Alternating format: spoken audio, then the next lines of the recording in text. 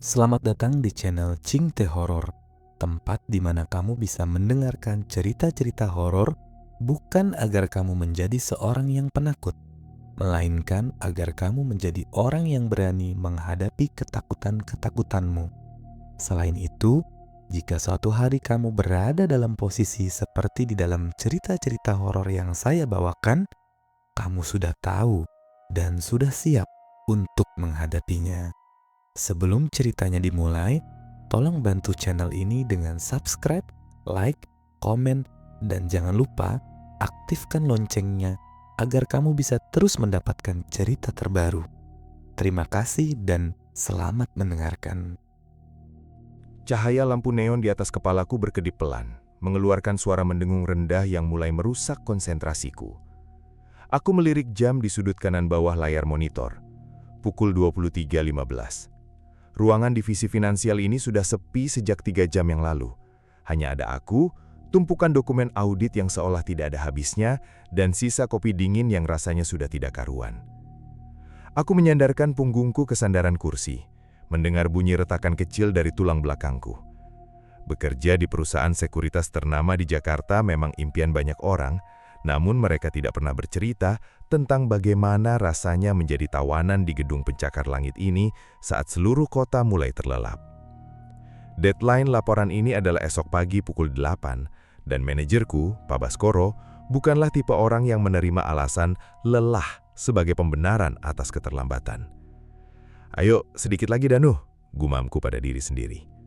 Tanganku kembali menari di atas keyboard, mengisi sel demi sel di spreadsheet yang membosankan ini. Tiba-tiba, suara langkah kaki terdengar dari arah koridor depan. Aku tersentak. Di jam seperti ini, biasanya hanya ada petugas keamanan yang berkeliling. Namun, langkah ini terdengar berbeda, lebih ringan dan terburu-buru. Sesosok kepala muncul dari balik partisi kubikel. Itu adalah Satria, senior di divisiku yang terkenal paling rajin, atau mungkin paling paranoid. "Belum balik juga, Dan?" tanya Satria. Wajahnya terlihat pucat di bawah sinar lampu kantor yang pucat. Ia sudah menyampirkan tas ransel di bahunya. "Sedikit lagi Mas, tanggung, tinggal rekapitulasi akhir," jawabku sambil memaksakan senyum. Satria berjalan mendekat, matanya melirik jam dinding dengan gelisah.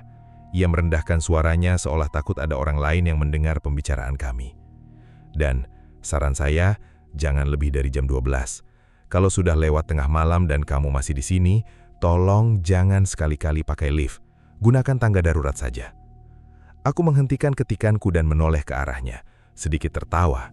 Mas Satria ini ada-ada saja. Tangga darurat kita itu gelapnya bukan main. Lantai 12 ke lantai dasar itu jauh, Mas. Bisa copot kaki saya kalau lewat sana. Satria tidak ikut tertawa. Ekspresinya justru makin tegang. "Saya tidak sedang bercanda, Danu.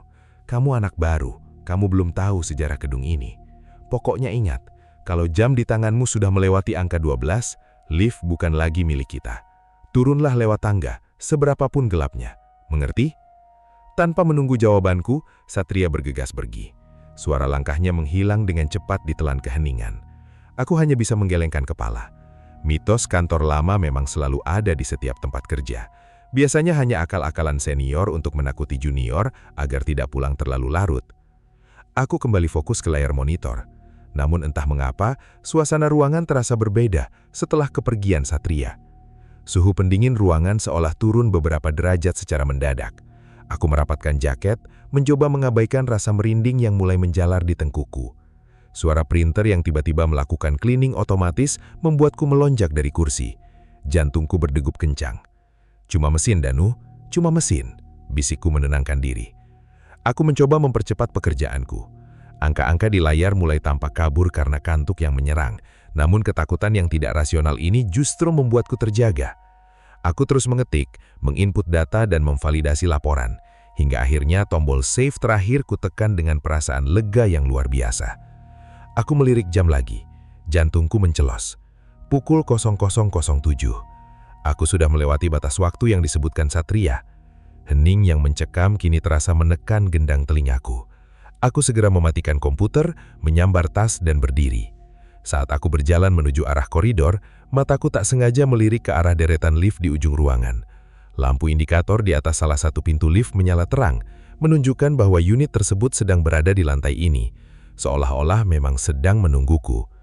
Aku menelan ludah, berdiri bimbang di antara pintu tangga darurat yang gelap gulita dan pintu lift yang tampak begitu nyaman dan terang. Pesan Satria terngiang kembali di telingaku. Namun logikaku berkata bahwa berjalan turun 12 lantai di tangga yang gelap adalah ide yang jauh lebih buruk. Aku menarik nafas panjang dan melangkah menuju lift. Teror yang sebenarnya baru saja mulai saat ujung jariku menyentuh tombol logam dingin dengan simbol panah ke bawah. Bunyi denting lift yang menggema di keheningan lorong terasa seperti suara lonceng kematian yang memecah kesunyian. Pintu terbuka dengan mulus, menampakkan interior lift yang bersih, terang oleh lampu putih yang menyilaukan, dan dinding baja tahan karat yang mengkilap hingga aku bisa melihat pantulan wajahku yang kuyu. Aku melangkah masuk, mencoba menepis segala peringatan Satria yang tadi sempat membuat nyaliku menciut. Logikaku menang, aku terlalu lelah untuk menjadi pahlawan di tangga darurat yang gelap. Aku menekan tombol lantai dasar, lampu pada angka 1 menyala biru, dan lift pun mulai bergerak turun dengan getaran halus yang hampir tidak terasa. Di dalam ruang sempit itu, aku berdiri menghadap pintu, menatap bayangan diriku sendiri pada permukaan pintu lift yang seperti cermin. Aku mencoba mengatur nafas, meyakinkan diri bahwa semua akan baik-baik saja, dan dalam 2 menit, aku akan menghirup udara malam Jakarta yang polutif, namun melegakan. Namun, saat lift itu melewati lantai 9, sebuah sentakan kasar terjadi. Guncangan itu cukup kuat hingga membuatku terhuyung ke samping dan bahuku menghantam dinding lift.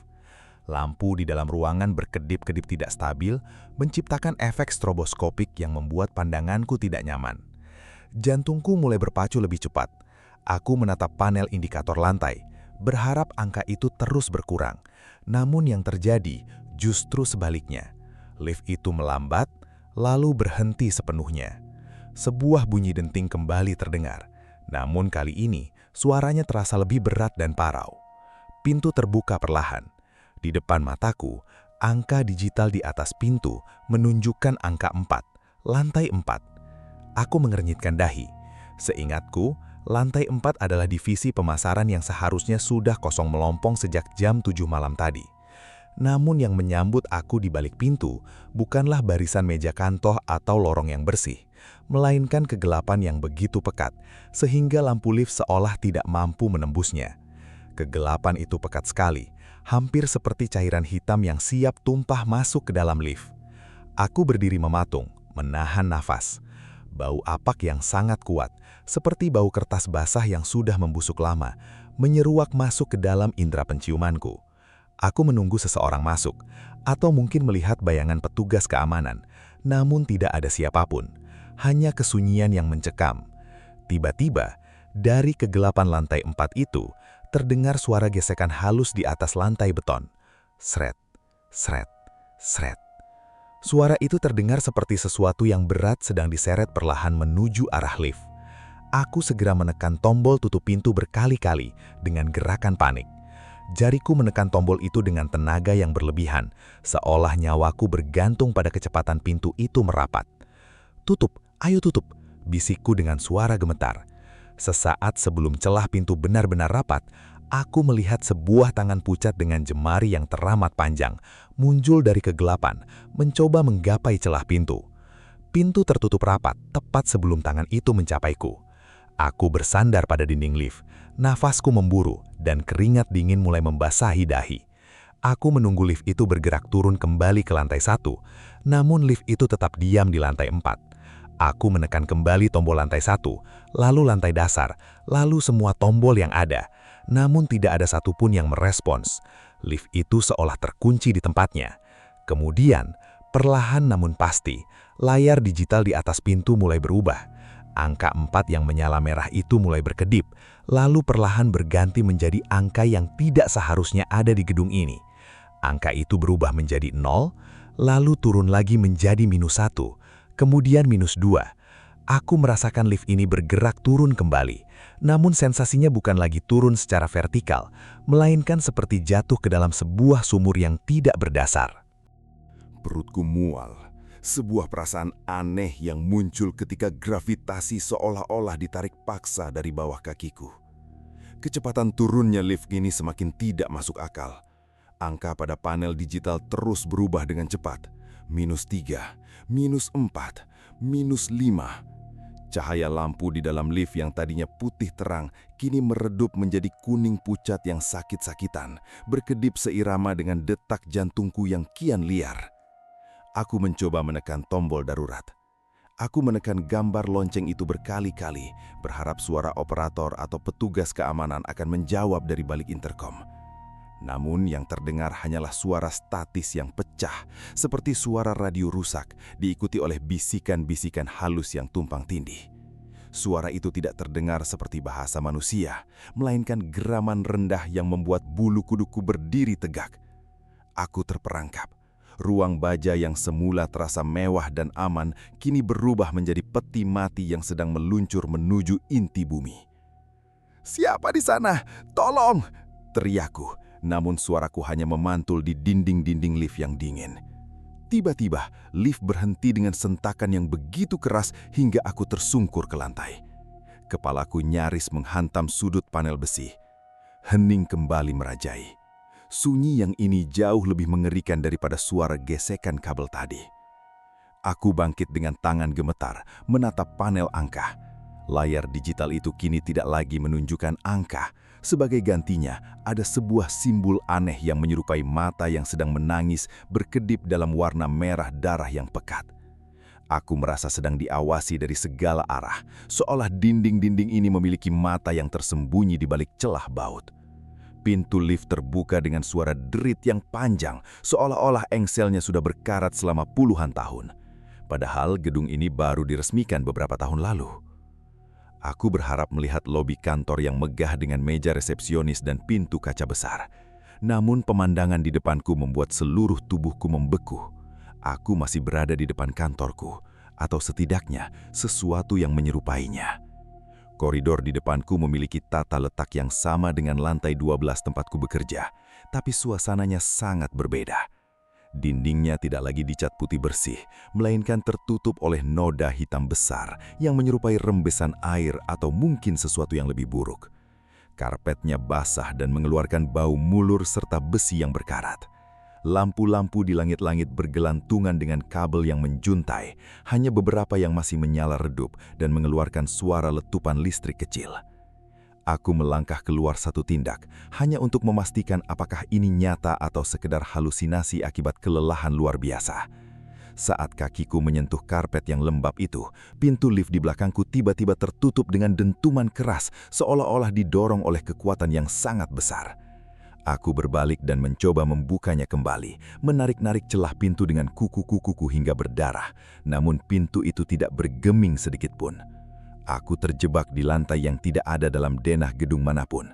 Aku terjebak di dunia yang tampak seperti kantor, namun terasa seperti pemakaman massal. Aku memutar tubuhku perlahan, memandang koridor panjang yang gelap. Di kejauhan aku melihat salah satu monitor komputer menyala sendiri, memancarkan cahaya biru pucat di tengah kegelapan. Dan di kursi depan monitor itu, aku melihat siluet punggung seseorang yang sedang duduk tegak. Bahunya tidak bergerak, kepalanya sedikit miring ke arah kanan, seolah sedang mendengarkan sesuatu yang aku tidak bisa dengar. Aku menyadari satu hal yang membuat napasku tercekat. Orang itu mengenakan kemeja biru yang persis sama dengan yang kukenakan malam ini. Tubuhku mendadak kaku, terkunci oleh rasa ngeri yang merambat dari ujung kaki hingga ke ubun-ubun. Aku berdiri di sana, di tengah koridor yang remang, menatap punggung diriku sendiri yang sedang duduk di depan sebuah meja kerja yang berjarak sekitar 10 meter dariku. Cahaya biru dari monitor itu menyinari tengkuk siluet tersebut, memperlihatkan tekstur kulit yang tampak pucat, hampir transparan. Aku mencoba memanggil, namun suaraku tertahan di tenggorokan, hanya berupa desahan parau yang tidak berarti. Saat itu juga, suhu di sekitarku turun secara drastis hingga aku bisa melihat uap putih keluar dari mulutku setiap kali aku menghembuskan napas. Keheningan di lantai ini terasa begitu padat, namun kemudian suara itu muncul kembali. Suara ketikan keyboard. Tik, Sangat lambat, sangat metodis, seolah setiap huruf yang ditekan adalah sebuah beban yang amat berat. Aku memaksakan diri untuk bergerak maju, selangkah demi selangkah. Aku harus memastikan apa yang kulihat. Apakah ini sebuah cermin raksasa, ataukah aku memang sudah gila? Setiap langkahku di atas karpet basah itu mengeluarkan bunyi kecipak yang menjijikkan, menggema di ruangan yang luas ini. Ketika aku berada hanya beberapa langkah di belakang kursi itu, suara ketikan tiba-tiba berhenti. Ruangan menjadi begitu sunyi hingga aku bisa mendengar suara detak jantungku sendiri yang berdentum seperti jenderang perang. Danu. Sebuah bisikan memanggil namaku. Suara itu bukan berasal dari sosok di depanku, melainkan terdengar tepat di lubang telingaku, seolah ada seseorang yang berdiri menempel di belakangku. Aku tersentak dan berputar dengan cepat, namun tidak ada siapa-siapa di sana. Hanya ada lorong gelap dengan deretan kubikel kosong yang tampak seperti barisan nisan di pemakaman. Saat aku kembali menoleh ke arah meja kerja itu, kursi tersebut sudah kosong. Sosok berkemeja biru itu menghilang tanpa suara, menyisakan monitor yang kini menampilkan layar statis berwarna abu-abu yang berderik. Aku merasa ada sesuatu yang tidak beres dengan pantulan di layar monitor itu. Aku mendekat, mencoba melihat lebih jelas. Di permukaan kaca monitor yang kusam, aku tidak melihat pantulan wajahku. Sebaliknya, aku melihat bayangan seorang pria tua dengan seragam kantor dari era 80-an berdiri tepat di belakang bahuku. Wajahnya hancur di satu sisi, dengan mata yang menggantung keluar dari kelopaknya. Dia tidak bergerak, dia hanya menatapku melalui pantulan itu dengan sisa mata satunya yang berwarna merah pekat. Aku tidak berani menoleh. Aku tahu, jika aku menoleh, aku mungkin tidak akan pernah bisa lari. Aku memejamkan mata erat-erat, merapalkan doa apa saja yang terlintas di kepalaku. Tanganku meraba-raba meja, mencari benda apapun yang bisa digunakan untuk membela diri. Jariku menyentuh sesuatu yang dingin dan lengket. Saat aku membuka mata, aku melihat sebuah gelas kopiku yang tertinggal di kantor asli. Namun isinya bukan lagi cairan kafein, melainkan darah kental yang masih hangat dan mengeluarkan asap tipis. Tiba-tiba, lampu di atas kepalaku meledak, menghujani bahuku dengan serpihan kaca. Kegelapan total menyergapku. Di tengah kegelapan itu, aku merasakan sebuah tangan yang sangat dingin dan kasar mencengkeram pergelangan kakiku. Pegangannya begitu kuat, seolah ingin menarikku masuk ke dalam lantai yang lembab. Aku berteriak sekuat tenaga, menendang-endang ke arah udara kosong, mencoba melepaskan diri dari cengkeraman makhluk yang tidak terlihat itu. Aku berlari membabi buta ke arah mana saja, hingga pundakku menghantam sebuah pintu kayu berat yang sedikit terbuka. Aku masuk ke dalamnya dan mengunci pintu itu dari dalam. Nafasku tersengal-sengal di tengah ruangan yang baunya lebih busuk dari apapun yang pernah aku bayangkan sebelumnya. Bau itu adalah perpaduan antara daging yang membusuk, bau debu yang terperangkap selama puluhan tahun, dan aroma formalin yang menyengat. Aku menyandarkan punggungku pada pintu kayu yang terasa rapuh, mendengarkan dengan seksama apakah makhluk dari koridor itu mengejarku. Di luar, suasana kembali sunyi, namun kesunyian di tempat ini jauh lebih menindas daripada suara teriakan. Saat mataku mulai terbiasa dengan remang-remang cahaya yang masuk dari celah bawah pintu, aku menyadari bahwa aku tidak berada di ruangan biasa. Aku berada di dalam sebuah gudang arsip raksasa yang tidak pernah aku ketahui keberadaannya di gedung ini. Rak-rak besi yang menjulang tinggi hingga ke langit-langit yang tak terlihat dipenuhi oleh map-map berwarna coklat yang sudah lapuk. Kertas-kertas berserakan di lantai seperti dedaunan kering di musim gugur. Namun saat aku memperhatikannya lebih dekat, kertas-kertas itu bukan berisi data keuangan atau laporan pemasaran. Aku memungut selembar kertas yang jatuh di dekat kakiku. Tanganku bergetar hebat saat membaca tulisan tangan yang tertera di sana. Itu adalah biodata karyawan, lengkap dengan foto hitam putih yang sudah menguning. Di pojok kanan atas, terdapat stempel besar berwarna merah bertuliskan dihapus. Aku melihat tanggalnya, 14 Maret 1994. Di bawahnya tertera catatan kecil, terjebak di lift lantai 4, tidak ditemukan. Jantungku seolah berhenti berdetak. Aku mengambil lembaran lain, lalu yang lain lagi. Semuanya memiliki pola yang sama. Karyawan-karyawan yang dinyatakan hilang, bunuh diri karena stres atau meninggal mendadak di meja kerja mereka, semuanya ada di sini. Ini bukan kantor, ini adalah kuburan bagi mereka yang tidak bisa pulang, bisikku ngeri. Tiba-tiba, suara mesin fotokopi yang sudah tua menderu dari sudut ruangan yang gelap. Lampu pemindainya yang berwarna hijau neon bergerak maju mundur, membelah kegelapan dengan cahaya yang mengerikan. Serat, serat, serat. Kertas-kertas mulai keluar dari mesin itu, jatuh satu persatu ke lantai. Dengan rasa ingin tahu yang bercampur ketakutan, aku mendekat. Aku mengambil selembar kertas yang masih hangat dari mesin tersebut. Wajahku sendiri terpampang di sana. Itu adalah foto hitam putih diriku, namun dalam kondisi yang mengerikan. Mataku tampak kosong dan hitam pekat. Mulutku terbuka lebar seolah sedang mengeluarkan teriakan tanpa suara. Dan di leherku terdapat bekas jeratan kabel telepon yang melilit kuat. Di bawah fotoku tertulis sebuah jabatan baru. Karyawan tetap sektor bawah. Tanggal mulai bekerja, malam ini. Aku melempar kertas itu dan mundur dengan cepat, namun punggungku menabrak sesuatu yang keras, namun sedikit empuk. Aku membeku. Itu bukan dinding. Itu adalah seseorang yang berdiri tepat di belakangku. Aku perlahan menoleh ke atas dan melihat sosok wanita dengan seragam sekretaris kuno.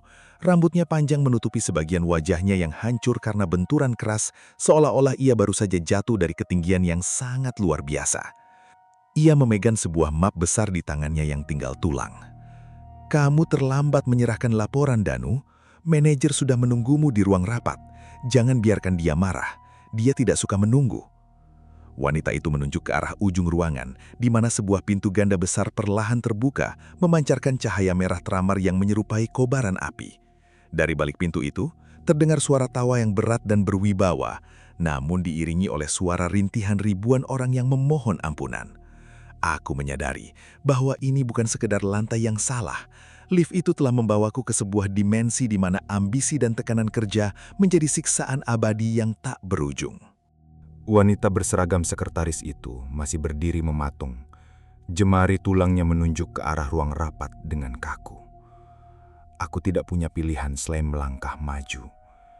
Jika aku tetap di sini, makhluk-makhluk dari koridor luar akan segera menemukanku.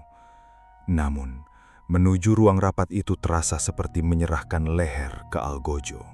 Aku berjalan melewati rak-rak arsip yang kini seolah bergerak menyempit, menghimpit jalanku. Saat aku memasuki ruang rapat besar itu, pemandangan di dalamnya membuat perutku mual. Sebuah meja oval panjang dari kayu jati tua mendominasi ruangan. Di sekelilingnya, belasan sosok duduk dengan tegak, mengenakan pakaian kantor yang formal namun compang-camping. Ada yang mengenakan setelan jas yang sudah berjamur, ada pula yang mengenakan kemeja yang bersimbah darah kering. Mereka semua duduk menghadap ke arah ujung meja, tempat sebuah kursi pimpinan yang membelakangiku. "Duduklah, Danu. Kamu hampir melewatkan agenda utama kita malam ini." Suara itu berat dan berwibawa, berasal dari kursi pimpinan yang perlahan berputar. Ketika kursi itu menghadap ke arahku, aku hampir berteriak. Sosok yang duduk di sana adalah Pak Baskoro, manajerku di dunia nyata. Namun wajahnya di sini tampak seperti lilin yang meleleh. Salah satu matanya tertutup oleh kulit yang mengendur, sementara mulutnya dijahit dengan kawat besi yang berkarat, menyisakan celah kecil untuknya berbicara. Ia menatapku dengan mata satunya yang memancarkan kebencian murni. Di sebelah kanannya, aku melihat Satria. Senior yang tadi memperingatiku untuk tidak naik lift kini duduk di sana dengan mata yang dicungkil, menyisakan lubang hitam yang dalam. Ia tidak berhenti mengetik di atas meja kosong. Jari-jarinya berdarah karena menghantam kayu keras itu terus-menerus. "Sudah kubilang, Dan, tangga, gunakan tangga," bisiknya berulang kali dengan nada datar tanpa emosi. "Kenapa kalian ada di sini?" tanyaku dengan suara bergetar hebat. "Kami tidak pernah pergi, Danu," jawab Pak Baskoro sambil bangkit berdiri. Tubuhnya tinggi menjulang, jauh lebih tinggi dari aslinya. "Di gedung ini, dedikasi tidak berakhir dengan pensiun atau kematian. Perusahaan ini menuntut segalanya, jiwamu, Waktumu dan penderitaanmu adalah bahan bakar yang menggerakkan lift-lift di atas sana. Kamu ingin sukses, bukan? Kamu ingin bonus besar. Kamu ingin naik jabatan. Ia tertawa. Suara tawanya terdengar seperti tumpukan tulang yang diguncang dalam kotak kayu. Rekan-rekan kerja yang lain mulai ikut tertawa, sebuah harmoni suara sumbang yang menyakitkan telinga. Mereka mulai berdiri satu persatu, mengelilingi meja dan menatapku dengan tatapan lapar. Aku menyadari bahwa mereka bukan lagi manusia. Mereka adalah budak-budak korporasi yang telah kehilangan kemanusiaannya dan kini menginginkan aku menjadi bagian dari koleksi mereka. Aku mundur perlahan, namun pintu ganda di belakangku sudah tertutup rapat dan menghilang, berganti dengan tembok beton yang dingin. Tidak ada jalan keluar. Pak Baskoro melangkah mendekat, tangannya yang panjang dan pucat terjulur untuk mencengkram kerah kemejaku. Malam ini, Danu, kamu akan menandatangani kontrak permanenmu. Tidak ada pengunduran diri di lantai -4. Yang ada hanyalah lembur tanpa akhir. Saat ia hampir menyentuhku, lampu di ruang rapat pecah satu persatu secara beruntun. Di tengah kegelapan yang mendadak itu, aku melihat sebuah celah kecil di bawah meja rapat yang memancarkan cahaya biru samar. Cahaya yang sama dengan monitor komputer yang kulihat di koridor tadi. Tanpa berpikir panjang, aku merangkak dan menjatuhkan diri ke bawah meja, mencoba mencari perlindungan di tengah kepungan rekan kerja yang abadi ini. Di sana, di balik kaki meja yang gelap, aku menemukan sesuatu yang seharusnya tidak ada di sana. Sebuah lubang ventilasi yang terbuka, mengeluarkan hawa dingin yang menusuk tulang. Tanpa membuang sedetik pun, aku melesat masuk ke dalam lubang sempit itu, tepat saat tangan dingin Pak Baskoro mencengkeram udara di tempat kepalaku berada sebelumnya. Aku merangkak dengan kalap di dalam lorong logam yang sempit, mengabaikan pinggiran besi tajam yang menyayat telapak tanganku. Di belakangku, suara cakaran kuku di atas logam terdengar mendekat, diikuti oleh geraman rendah yang membuat jantungku nyaris copot. Aku keluar dari ujung ventilasi dan terjatuh di atas lantai yang dipenuhi oleh ribuan lembar kertas laporan yang berserakan. Aku kembali berada di area kubikel, namun suasananya kini jauh lebih mencekam. Cahaya lampu kantor di lantai ini berdenyut merah, memberikan kesan seolah-olah seluruh ruangan ini sedang bernafas. Aku bersembunyi di balik sebuah kubikel besar yang label namanya sudah memudar, mencoba mengatur nafas yang tersengal. Suara langkah kaki yang menjaret terdengar dari kejauhan, lambat namun pasti bergerak di antara lorong-lorong meja kerja. "Danu, kemana kamu pergi? Pekerjaanmu belum selesai." Suara itu bukan lagi suara Pak Baskoro, melainkan suara kolektif dari puluhan orang yang berbicara secara bersamaan, menciptakan gema yang menyakitkan di dalam kepalaku. Aku mengintip sedikit dari balik partisi. Di sana, di tengah lorong, aku melihat pemandangan yang membuat jiwaku terguncang. Sosok-sosok karyawan tanpa wajah sedang berjalan berkeliling membawa tumpukan berkas yang terbakar, namun tidak pernah habis. Mereka tidak memiliki mata, hanya lubang hitam yang mengucurkan cairan pekat seperti tinta printer. Setiap kali mereka melewati sebuah meja, monitor di meja tersebut akan menyala dan menampilkan rekaman kematian orang yang pernah duduk di sana. Aku merayap di lantai, mencoba berpindah dari satu kubikel ke kubikel lainnya. Tanganku menyentuh sebuah laci yang sedikit terbuka. Di dalamnya aku menemukan sebuah buku agenda kecil milik seorang karyawan bernama Indra. Aku membuka halaman terakhirnya yang ditulis dengan tulisan tangan yang sangat berantakan dan gemetar.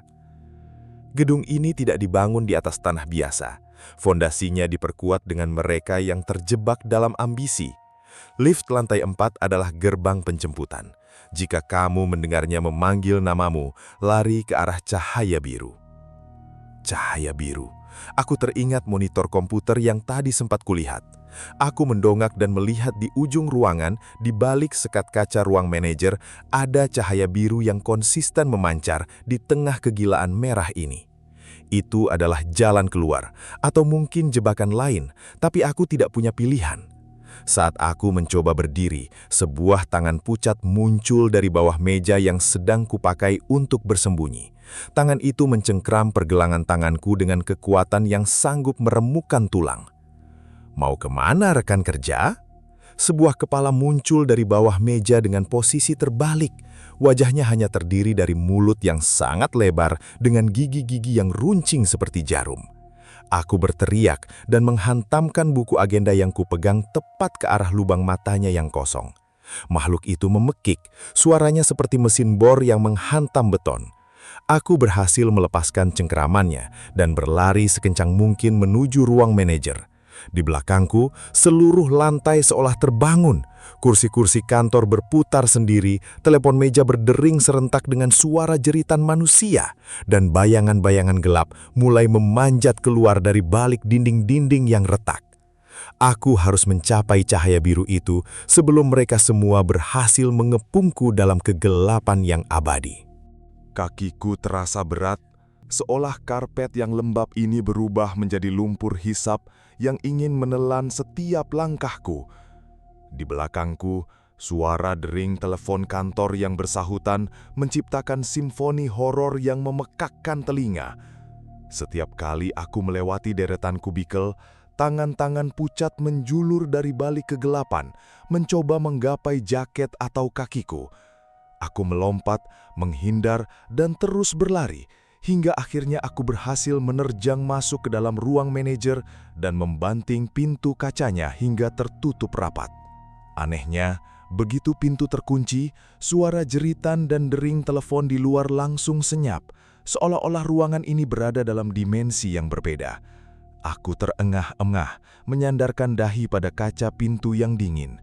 Di depanku, cahaya biru yang kucari berasal dari sebuah monitor komputer tua berbentuk tabung yang masih menyala di atas meja kayu besar. Ruangan ini adalah milik direktur utama dari masa lalu. Debu tebal menyelimuti segalanya, namun meja itu tampak bersih, seolah baru saja digunakan seseorang beberapa detik yang lalu. Aku mendekati meja tersebut dengan langkah waspada. Di samping monitor, terdapat sebuah map kulit berwarna hitam yang di atasnya tertempel bercak darah kering yang sudah menghitam. Aku membuka map tersebut dan menemukan sebuah memo tulisan tangan yang sangat rapi, kontras dengan kekacauan di luar sana. Memo itu bertanggal 12 Desember 1998. Isinya membuat bulu kudukku berdiri. Proyek pemanggilan dedikasi telah berhasil. Liv hanya akan membawamu pulang jika kamu membayar jam lemburnya dengan nyawa yang tersisa di dalam dokumen. Di bawah memo itu, terdapat instruksi teknis mengenai cara kerja sistem gaib ini. Ternyata kantor ini adalah sebuah mesin raksasa yang memanen energi dari keputusasaan manusia. Cahaya biru di monitor ini adalah titik pusat kendalinya. Aku melihat ke arah layar dan menyadari bahwa komputer itu sedang menjalankan sebuah program kuno dengan kursor yang berkedip-kedip, menungguku untuk menginput sesuatu. Di sana tertulis, masukkan nama karyawan untuk penyelesaian kontrak. Tiba-tiba, suhu ruangan turun hingga mencapai titik beku. Aku melihat bayangan di dinding mulai memanjang dan bergerak sendiri.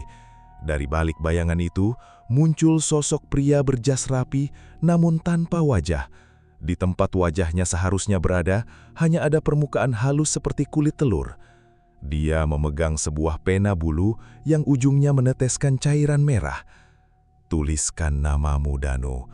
Tuliskan namamu, dan kamu boleh pergi.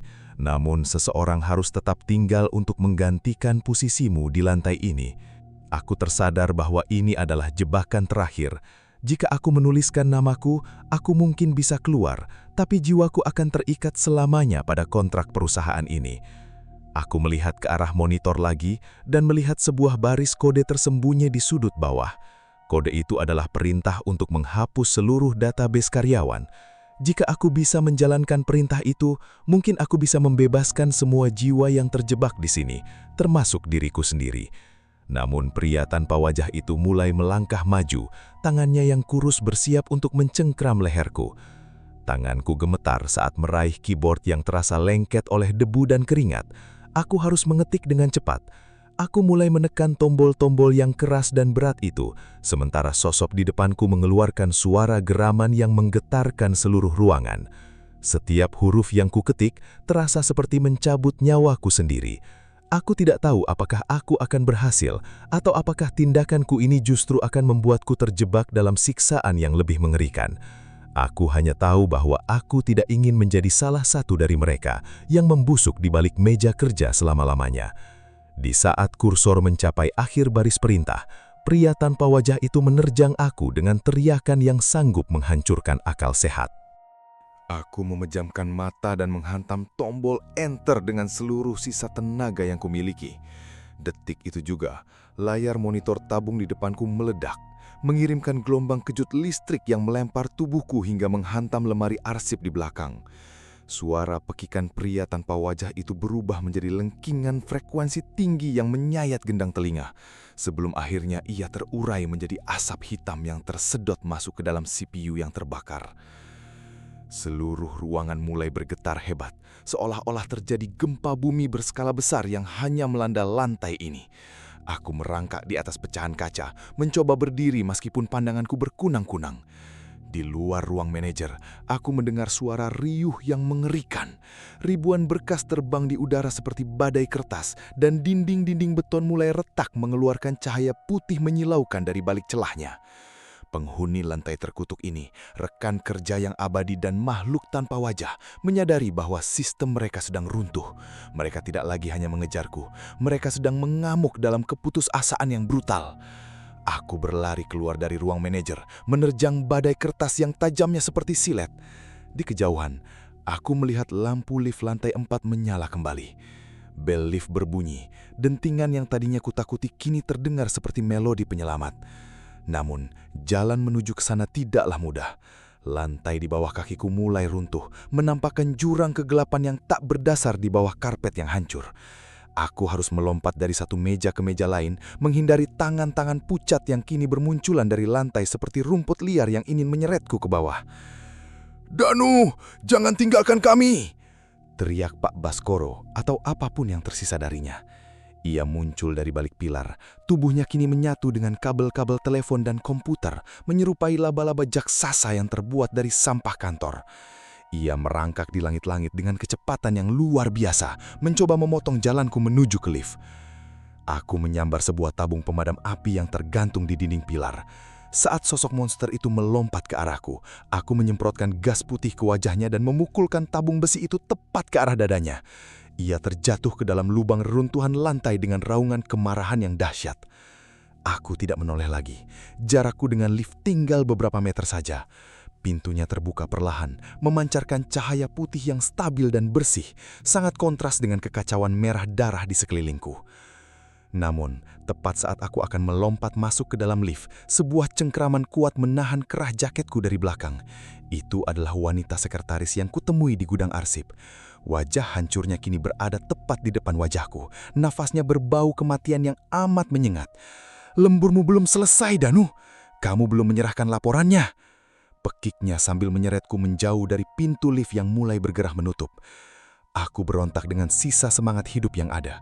Aku melepaskan jaketku, membiarkan kain itu tertinggal di tangannya, dan melemparkan tubuhku ke dalam celah pintu lift yang hampir rapat.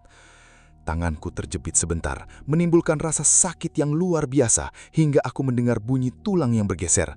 Namun aku berhasil menariknya masuk sebelum pintu itu terkunci sempurna. Lift bergetar hebat seolah dihantam dari luar oleh ribuan tangan. Namun akhirnya ia mulai bergerak naik.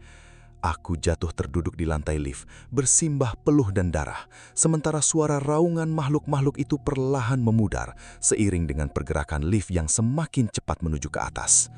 Keheningan yang kini menyelimuti kabin baja ini terasa begitu asing, begitu murni, hingga detak jantungku yang masih berdebar kencang terdengar seperti ledakan di dalam telingaku. Aku menatap panel indikator lantai dengan mata yang perih. Angka-angkanya bergerak normal kembali. 1, 2, 3, hingga akhirnya berhenti di lantai dasar. Pintu lift terbuka dengan denting yang halus. Cahaya lampu lobi yang hangat dan bau pengharum ruangan rasa jeruk menyambutku. Aku merangkak keluar, menyeret kakiku yang lemas di atas lantai marmer yang mengkilap. Di kejauhan, aku melihat Pak Maman, petugas keamanan senior, sedang berjalan mendekat dengan senter di tangannya. Ia tampak terkejut, matanya membelalak melihat kondisiku yang berantakan, tanpa jaket, dengan tangan yang membiru dan wajah yang pucat pasi seperti mayat. "Mas Danu? Ya Tuhan, apa yang terjadi?" teriak Pak Maman sambil berlari ke arahku. Ia memapah tubuhku, membantuku duduk di sofa lobi yang empuk. Aku tidak bisa menjawab. Mulutku terasa kaku dan pikiranku masih terjebak di lantai -4 yang mengerikan itu. Aku hanya bisa menunjuk ke arah lift yang baru saja kupakai. Namun saat aku menoleh, pintu lift itu sudah tertutup rapat dan layar di atasnya menunjukkan angka 1 dengan tenang, seolah tidak terjadi apa-apa. Fajar mulai menyingsing di ufuk timur, membiaskan warna jingga di balik gedung-gedung pencakar langit Jakarta. Pak Maman memberiku air minum dan menyarankan agar aku segera ke rumah sakit, namun aku menolak. Aku hanya ingin pulang. Saat aku berjalan keluar melewati pintu utama gedung, aku berpapasan dengan rekan-rekan kantorku yang baru saja datang untuk memulai harinya di kantor. Mereka tampak segar, tersenyum dan mengobrol tentang rencana makan siang. Mereka tidak tahu bahwa di bawah kaki mereka ada neraka yang baru saja hampir menelanku hidup-hidup. Aku memutuskan untuk segera mengundurkan diri hari itu juga melalui pesan singkat, bahkan tanpa mengambil barang-barangku yang tertinggal di meja kerja. Aku tidak akan pernah menginjakkan kaki lagi di gedung itu. Namun trauma itu tidak berhenti di sana. Setiap kali aku bercermin, aku melihat helai-helai rambut di pelipis kiriku telah memutih sepenuhnya. Dan yang lebih mengerikan adalah, setiap kali aku berada di tempat umum, entah itu di mal atau apartemen, dan mendengar suara denting lift, tubuhku akan membeku secara otomatis. Kadang-kadang, saat aku sedang tertidur lelap, aku terbangun karena mendengar suara ketikan keyboard yang sangat pelan dari sudut kamarku yang gelap. Aku tahu itu hanya ilusiku, namun rasa takut itu tetap nyata. Aku juga tidak pernah lagi berani melihat layar monitor dalam keadaan mati, karena aku takut akan melihat bayangan pria tanpa wajah atau wanita sekretaris itu berdiri tepat di belakang bahuku, menungguku menyerahkan laporan yang tidak akan pernah selesai. Aku selamat secara fisik, namun aku sadar bahwa sebagian dari jiwaku, bagian yang penuh dengan ambisi dan keberanian masa muda, telah tertinggal dan terjepit di antara pintu lift lantai 4. Gedung itu masih berdiri tegak di sana, megah dan angkuh, terus mencari mangsa baru yang bersedia menukar waktu tidurnya dengan bonus besar. Di dalam sana, di bawah lantai beton yang dingin, mereka masih menunggu. Dan aku tahu, suatu saat nanti, jika aku lengah dan menekan tombol lift setelah tengah malam, mereka akan datang lagi untuk menagih sisa kontrak yang belum sempat kutandatangani dengan darahku sendiri. Teror itu tidak berakhir, ia hanya sedang menunggu giliran berikutnya. Tamat. Terima kasih sudah mendengarkan sampai akhir. Selamat, itu artinya kamu semakin menjadi seorang yang pemberani. Saya percaya kamu juga bisa mendengarkan hingga selesai cerita-cerita selanjutnya. Sampai jumpa di episode berikutnya.